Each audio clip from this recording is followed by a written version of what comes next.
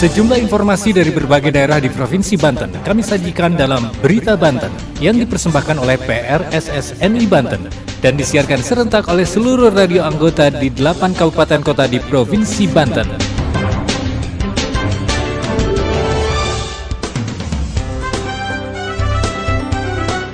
Anda kembali bersama kami di Berita Banten PRSSNI Banten edisi hari ini, hari Selasa 18 Oktober 2022. Sejumlah informasi dari berbagai wilayah di Provinsi Banten kami hadirkan untuk Anda yang disiarkan serentak oleh seluruh radio anggota di 8 kabupaten kota di Provinsi Banten. Dan inilah sejumlah informasi utamanya. Kementerian Pekerjaan Umum dan Perumahan Rakyat atau PUPR kebut pengerjaan proyek Jalan Tol Serang Panimbang Seksi 3. Pemkot Cilegon melalui Dinas Perkim akan membangun ruang terbuka publik di 2 kelurahan. Pemprov Banten mendukung pengembangan pusat pendidikan di Pondok Pesantren An-Nawawi. Bersama saya Aldi Akbar, inilah Berita Banten selengkapnya.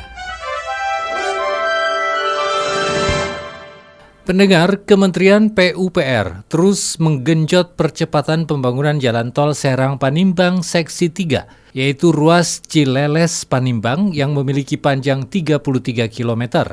Proyek senilai 4,1 triliun rupiah tersebut ditargetkan selesai pada tahun 2024 mendatang. Laporan selengkapnya, Riani dari Radio Angkasa Pandeglang.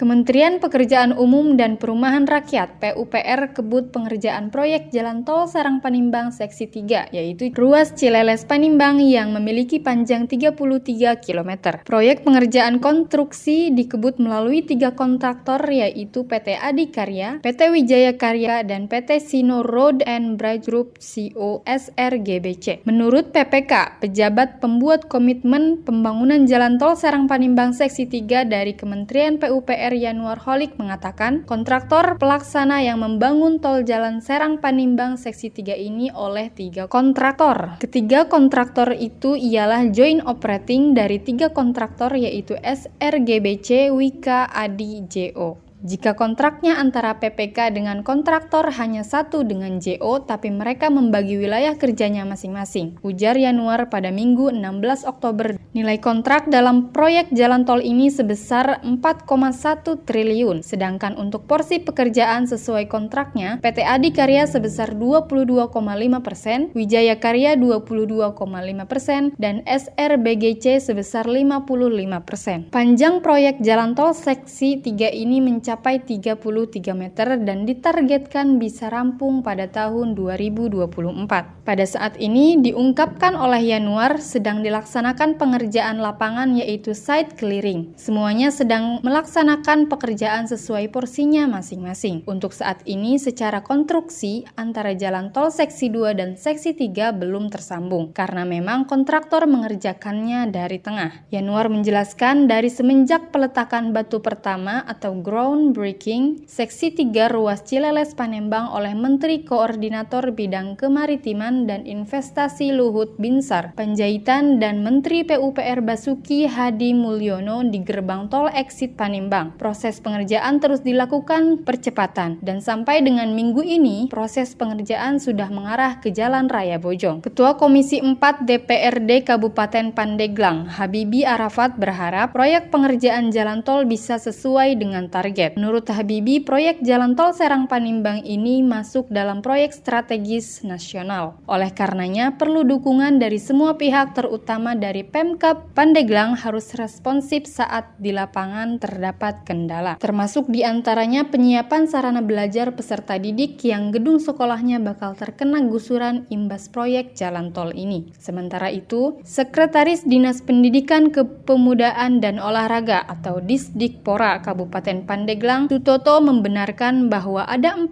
sekolah tingkat SD yang terkena gusuran proyek strategis nasional. Di antaranya yaitu SDN Pasir Kadu 1 Kecamatan Sukaresmi, SDN Pasir Serdang 2 Kecamatan Picung, SDN Cijakan 2, dan SDN Cijakan 3 Kecamatan Bojong. Proses penggantiannya sedang berjalan, sedangkan untuk lahan pengganti sudah tersedia. Dari 98,9 Angkasa Radio Pandeglang, Riani mengabarkan untuk Berita Banten. Pendengar, pemerintah Kota Cilegon melalui Dinas Perkim akan membangun 2 ruang terbuka publik atau RTP di 2 kelurahan. Pembangunan RTP ini merupakan bentuk realisasi janji politik wali kota dan wakil wali kota Cilegon yang akan membangun ruang terbuka publik di seluruh wilayah kelurahan dan kecamatan di Kota Cilegon. Laporan selengkapnya Denis Setiawan dari KIS FM Cilegon. Pemerintah Kota Cilegon melalui Dinas Perumahan dan Kawasan Pemukiman Disperkim Kota Cilegon membangun 2 ruang terbuka RTP kelurahan tahun 2022. Pembangunan RTP sebagai bentuk realisasi janji politik wali kota dan wakil wali kota Cilegon, yakni pembangunan RTP di 43 kelurahan dan 8 kecamatan. Kepala Disperkim Kota Cilegon, Ridwan, mengatakan pembangunan RTP dilakukan secara bertahap hingga tahun 2026.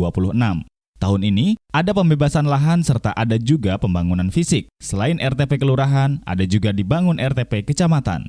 Camat Purwakarta Ikhlasinopus mengaku sangat mendukung dengan program RPJMD 2021-2026 yang sedang berjalan.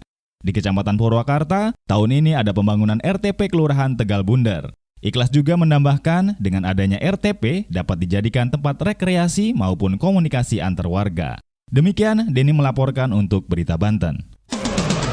Berita Banten. Anda masih bersama kami di Berita Banten PRSSNI Banten. Pendengar, pejabat Gubernur Banten Al-Mukhtabar akan mendukung pengembangan pusat pendidikan di Pondok Pesantren An-Nawawi. Hal tersebut dikatakan Gubernur seusai menghadiri peringatan Maulid Nabi di Pondok Pesantren An-Nawawi yang juga dihadiri oleh Wakil Presiden Ma'ruf Amin. Berikut laporan Mila dari Hot Radio Serang.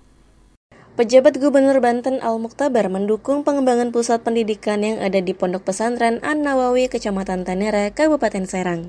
Melalui pengembangan ini diharapkan nilai-nilai ketokohan intelektual Syekh Nawawi Al-Bantani yang menjadi rujukan dunia bisa kembali dihidupkan. Hal itu dikatakan Al-Mukhtabar seusai menghadiri acara peringatan Maulid Nabi Muhammad SAW di halaman Pondok Pesantren An-Nawawi bersama Wakil Presiden Ma'ruf Amin pada tanggal 16 Oktober 2022. Hadir pula dalam kesempatan tersebut Komandan Korem 64 Maulana Yusuf Brigjen TNI Tatang Subarna, Komandan Pangkalan TNI Angkatan Laut Banten Kolonel Laut Dedi Komarudin, dan beberapa unsur Forkopimda, Pemerintah Provinsi Banten serta Kabupaten Serang, dan para kiai. Al-Mukhtabar mengungkapkan, banyak wejangan Wakil Presiden Ma'ruf Amin yang disampaikan pada saat acara peringatan Maulid Nabi tersebut. Salah satunya adalah mengingatkan sejarah kawasan Tanara, Kabupaten Serang sebagai pusat pengembangan peradaban Islam. Hal tersebut merujuk kepada salah satu tokoh dunia yakni Syekh Nawawi. Pengembangan dunia di pendidikan Pondok Pesantren An-Nawawi tidak hanya pendidikan keagamaan saja, tetapi juga ilmu pengetahuan lainnya dan teknologi. Saya Mila dari Hot Radio Serang melaporkan untuk Berita Banten. Demikian sejumlah informasi yang telah kami sajikan di Berita Banten kali ini. Saya Aldi Akbar. Sampai jumpa. Terima kasih Anda telah mendengarkan Berita Banten yang dipersembahkan oleh PRSSNI Banten.